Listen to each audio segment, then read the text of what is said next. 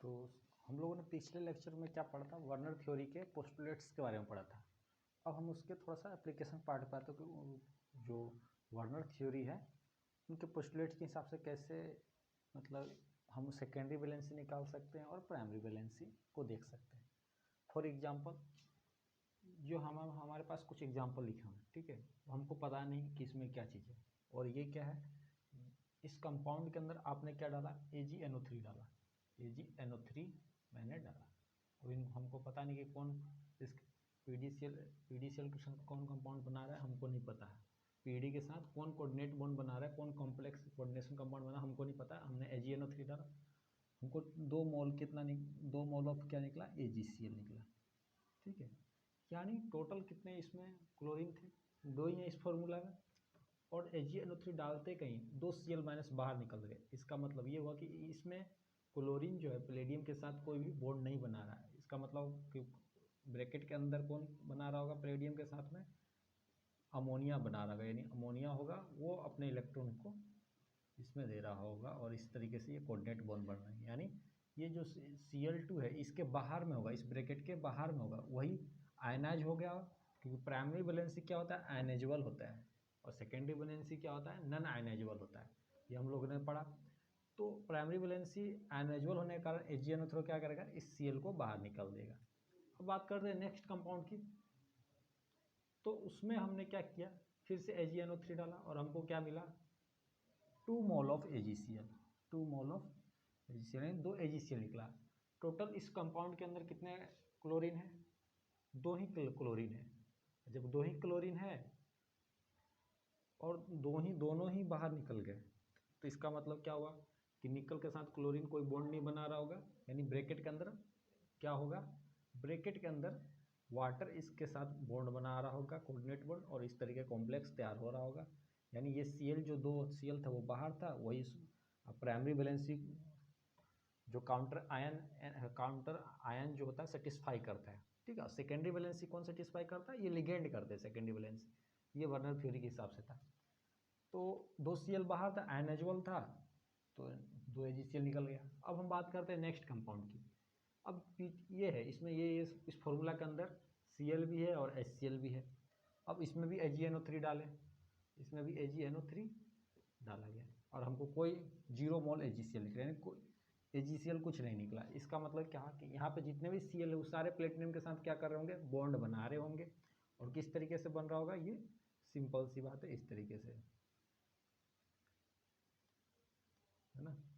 Cl4 होगा और HCl का पॉजिटिव, इस तरीके से ये बन रहा होगा। इतना समझ में आ गया होगा। अब आते हैं इस नेक्स्ट कंपाउंड के बारे में। अब इसमें क्या है, इसमें जैसे ही AgNO3 डालेंगे कितना हमको मोल AgCl निकला, 1 AgCl निकला। यानी Cl ब्रैकेट के बाहर एक ही होगा और यहाँ पे टोटल कितने Cl है, 3 है। यानी 2 Cl क्या करेंगे, कोबाल्ट के साथ कोऑर्डिनेट बॉन्ड बना रहे हैं, यानी सेंट्रल मेटल एटम के साथ कोऑर्डिनेट बॉन्ड बना रहे होंगे, तो एक कॉम्प्लेक्स का फॉर्मेशन होगा। उसको हम लिखते हैं इस तरीके से, ब्रैकेट के रूप में लिखते हैं, ब्रैकेट में की तरफ लिखते हैं ताकि हमको डिस्टिंग्वाइज कर सके कि ये कोऑर्डिनेशन कंपाउंड अलग है और जो प्राइमरी वैलेंसी जो आयनाइजेबल है वो अलग है। सेकेंडरी वैलेंसी कौन शो कर रहा है, इसके जो अंदर वाले जो लिगेंड से ये सेकेंडरी वैलेंसी शो करते हैं इस प्लेटिनम को सेटिस्फाई करने के लिए। अब बात करते हैं इसकी, तो किस तरह से हो गया, यानी अंदर क्या होगा, कोबाल्ट NH3 का होल 4 Cl2 और ब्रैकेट और एक Cl गया बाहर गया, तो इसलिए इसके ऊपर प्लस, यानी 1 AgCl। इतना समझ में आ गया। उसी तरह सेकंड की बात करें हम, सेकंड जो इसमें है, हम इसमें AgNO3 डालें, Cl भी है, अमोनिया भी है, और क्या फिर हमको मिलता है 0 AgCl, यानी कोई भी प्रेसिपिटेट नहीं मिल रहा है हमको। AgCl का कोई प्रेसिपिटेट नहीं मिल रहा। इसका मतलब क्या हुआ, इसका मतलब यह है कि जो क्लोरीन है प्लेटिनम के साथ बाइंड कर रहा होगा कोऑर्डिनेट बॉन्ड के थ्रू और एक कॉम्प्लेक्स बना रहा होगा, तो ये प्लेटिनम है, ठीक है। इसके साथ क्या बना रहा होगा, NH3 का होल ट्वाइस Cl2, ये कंपाउंड बन रहा होगा, ठीक है। ये प्लेटिनम, इसी का जो ये कॉम्प्लेक्स इस तरह से बना होगा 0 AgCl है। इसी का एक और क्या नाम है, सिसप्लेटिन भी नाम हो सकता है और ट्रांसप्लेटिन भी नाम हो सकता है। यही कंपाउंड जो है क्या है, सिसप्लेटिन भी हो सकता है और ट्रांसप्लेटिन भी हो सकता है, इसके स्ट्रक्चर पर डिपेंड करेगा। अगर दोनों Cl आपस में ट्रांस होंगे तो ट्रांसप्लेटिन, अगर दोनों Cl आपस में सिस होंगे तो सिसप्लेटिन। और सिसप्लेटिन क्या करता है? कैंसर का ड्रग में काम करता है। इतना समझ में आ गया? यानी इस पूरे थ्योरी के हिसाब से क्या है, पूरे थ्योरी के हिसाब से क्या है, उन्होंने क्या दिया, क्या वर्नर थ्योरी के हिसाब से क्या है कि जो कोऑर्डिनेशन कंपाउंड है वो दो तरह के लिंकेज शो करते हैं, एक प्राइमरी और सेकेंडरी। जो प्राइमरी वैलेंसी होती है उसको एनायन सेटिस्फाई कर देता है, यानी जो इसके बाहर में अगर इसको एक स्टेप पीछे जाए, यानी Cl2 क्या होगा, इसके जस्ट PNH3 का होल 4 और ये Cl2, इस तरीके से ये कंपाउंड हो रहा है। यानी इसके ऊपर जो बाद में जो Cl बाहर निकाल देने के बाद जो चार्ज आ रहे हैं, इसको सेटिस्फाई कौन कर रहा था? Cl कर रहा था। अब इस कॉम्प्लेक्स के ऊपर जो चार्ज था वो प्राइमरी वैलेंसी उसको सेटिस्फाई बाहर का काउंटर आयन कर दिया। अब जो इसके अंदर जो प्लेटिनम है इसके ऊपर भी कुछ चार्ज होगा, है ना? तो उस चार्ज को अब इस अंदर वाले सेकेंडरी वैलेंसी को कौन सेटिस्फाई करता है? लिगेंड करता है। तो वो अब इस क्वेश्चन में हमको क्या बताना है कि सेकेंडरी वैलेंसी बताना है। क्या बताना है कि सेकेंडरी वैलेंसी बताइए कि इसकी सेकेंडरी वैलेंसी क्या होती है। सेकेंडरी वैलेंसी का मतलब यही हुआ कि जो इसके अंदर जितने भी लिगेंड है और मोनोडेंडेंट है और कितने डोनर एटम से जुड़े हैं वही उसकी सेकेंडरी वैलेंसी होगी।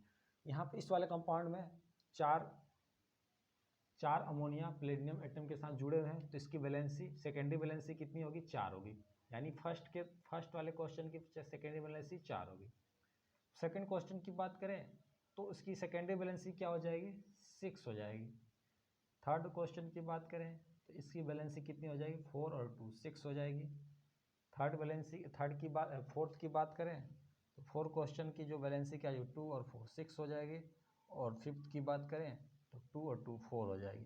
तो ये इसकी सेकेंडरी वैलेंसी है। जो secondary valency number of ligand पे डिपेंड, नंबर ऑफ लिगेंड जितने भी हैं वो उसकी सेकेंडरी वैलेंसी को सेटिस्फाई कर रहे हैं, तो उसी को हम लोग सेकेंडरी वैलेंसी कर देते हैं।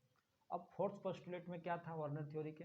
फोर्थ पोस्टुलेट में ये था कि एक स्पेशल अरेंजमेंट शो करते हैं। ठीक है, अभी मैंने इसी कंपाउंड के लिए मैंने बोला ये सिसप्लेटिन है या ट्रांसप्लेटिन है, यानी एक स्पेशल स्ट्रक्चर में अपने आप को जोड़ते हैं। यानी प्लेटिनम बीच में रहेगा और चारों तरफ से अमोनिया होगा और क्लोराइड होगा, तो वो एक स्पेशल अरेंजमेंट होगा, एक स्पेशल स्ट्रक्चर होगा, उसी को हम लोग क्या बोल देते हैं? Coordination polyhedron. तो उन्होंने वही चीज़ को बताया और उसके अरेंजमेंट के आधार पे वो कंपाउंड दोनों अलग हो सकते हैं। जैसे अभी देखें इसको सिसप्लेटिन और ट्रांसप्लेटिन, सिसप्लेटिन ड्रग्स में काम आता है, कैंसर के थेरेपी में काम आता है, लेकिन ट्रांसप्लेटिन नहीं काम करता है। तो ये इसका सबसे अच्छा एग्जाम्पल हुआ। और बात करेंगे वो स्पेशल अरेंजमेंट क्या हो सकता है? वो स्पेशल अरेंजमेंट ऑक्टाहेड्रल भी हो सकता है, टेट्राहेड्रल भी हो सकता है, स्क्वायर प्लेनर भी हो सकता है, ट्राइगोनल बाइपिरामिडल भी हो सकता है ना? इस तरीके से जितने भी जो मेन जो कोऑर्डिनेशन होते हैं, जो मेन स्ट्रक्चर होते हैं उसके इस तरह से हो सकते हैं। इसी को हम लोग कोऑर्डिनेशन पॉलीहेड्रल कहते हैं। ठीक है, तो अब हम थोड़ा सा बात करते हैं एक कॉम्प्लेक्स कंपाउंड की, कि एक कॉम्प्लेक्स कंपाउंड में कौन कौन से भाग हैं उसकी हम लोग बात करते हैं। फॉर एग्जांपल मैंने क्या ले रहा हूँ, ये कोऑर्डिनेशन कंपाउंड ले रहा हूँ। ठीक है, ये मैं क्या कर रहा हूँ? एक कोऑर्डिनेशन कंपाउंड ले रहा हूँ। ठीक है, अब इसमें अलग अलग भाग है और अलग अलग भाग को क्या कहेंगे ये थोड़ा देखते हैं। जो इस ब्रैकेट के बाहर है, ठीक है, इस ब्रैकेट के जो बाहर है इसको हम लोग क्या बोलेंगे? इसको हम बोलते हैं काउंटर, इसको हम लोग बोलेंगे काउंटर आयन। इतना समझ में आ गया? अब जो इस ब्रैकेट को है, इस ब्रैकेट के अंदर है, तो इस ब्रैकेट को हम लोग क्या बोल देते हैं? इस पूरे ब्रैकेट के अंदर जो भी चीज़ है इसको क्या बोल देते हैं? Coordination sphere, coordination sphere. ठीक है, अब इस ब्रैकेट के अंदर जो सिर्फ एक सिंगल जिसके चारों तरफ क्या है? लिगेंड बाइंड करते हैं, उसको क्या बोल देते हैं हम लोग? Central atom. यानी ये सेंट्रल एटम है, इसी के चारों तरफ क्या होगा? न्यूट्रल मॉलिक्यूल या नेगेटिव आयन मॉलिक्यूल इसके चारों तरफ आएंगे, इसको इलेक्ट्रॉन देंगे।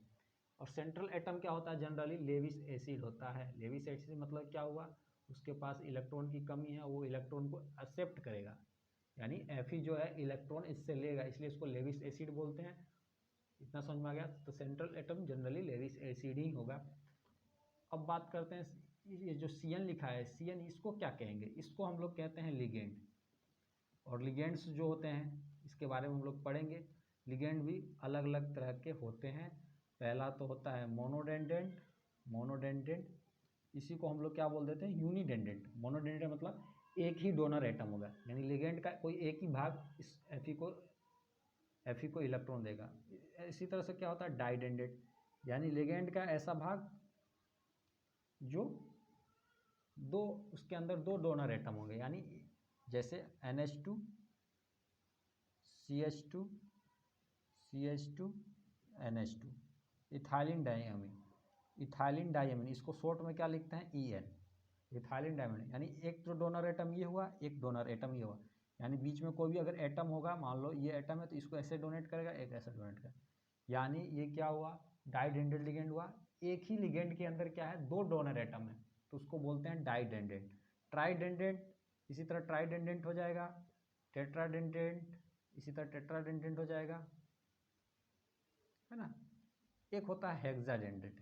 हेक्साडेंडेंट मतलब उसके 6 डोनर एटम होंगे, ठीक है। 6 डोनर एटम होते हैं, इसका मतलब क्या हुआ, उसका एग्जाम्पल क्या है, EDT है, ethylene diamine tri tetraphosphate, EDT है। Tetra acetate, ethylene diamine tetra acetate, EDT है, ठीक है। इसमें 6 डोनर लिगेंड होंगे। कॉम्प्लेक्स एक ही लिगेंड एक ही होगा, उसके अंदर 6 डोनर अलग अलग होंगे। जैसे यहाँ पे लिगेंड एक ही है इथाइलिन डाइअमीन, इसमें 2 डोनर एटम, इसलिए डाइडेंडेंट, ठीक है। इनके अलावा क्या होते हैं, 2 तरह के और होते हैं, ठीक है। क्या बोलते हैं एक को बोलते हैं एम्बीडेंडेंट लिगेंड। एम्बीडेंडेंट इसके बारे में हम लोग डिटेल में पढ़ेंगे, बस एक सिनेरियो ले रहे हैं। एम्बीडेंडेंट लिगेंड, एम्बीडेंडेंट लिगेंड क्या होता है, मोनोडेंडेंट ही होते हैं, लेकिन उनमें क्या होता है, 2 डोनर एटम होते हैं, जैसे HCN है ना, और एक होता है NCS, ये एक ही है, ठीक है। NCS का मतलब ये N से बाइंड करेगा, और HCN का मतलब ये S से बाइंड करेगा, मतलब है तो मोनोडेंडेंट, एक समय में कोई एक ही डोनर डोनेट करेगा, लेकिन कभी सल्फर करेगा तो कभी नाइट्रोजन करेगा। इतना समझ में आ गया। इस तरह के बोलते हैं एम्बीडेंट, यानी इसके पास 2 तो डोनर एटम है, लेकिन एक समय में सिर्फ एक ही डोनेट कर रहा है अपने इलेक्ट्रॉन को, किसको, इस सेंट्रल एटम को, जिससे कोऑर्डिनेट बॉन्ड बन रहा है, और उस कोऑर्डिनेट बॉन्ड से एक स्टेबल कंपाउंड बन रहा है, और उस स्टेबल कंपाउंड को ही हम लोग क्या कह रहे हैं, कोऑर्डिनेशन कंपाउंड कह रहे हैं। तो एक तो हो सकता है एम्बीडेंट लिगेंड, दूसरा क्या होता है चिलेटिंग, लिगेंड। अब चिलेटिंग लिगेंड क्या होते हैं, चिलेटिंग लिगेंड क्या होते हैं, नॉन साइक्लिक होते हैं, साइक्लिक नहीं होते हैं, ठीक है। लेकिन जैसे ही वो नॉन साइक्लिक होते हैं, नॉन साइक्लिक पॉलीडेंडेंट लिगेंड होते हैं, यानी एक से ज़्यादा वो डोनर एटम होगा उनके अंदर, मतलब लिगेंड तो एक ही हुआ। जैसे इथाइलिन डाइअमीन, अभी हम लोगों ने देखा था NH2 CH2 CH2 NH2, ये क्या है, इथाइलिन डाइअमीन।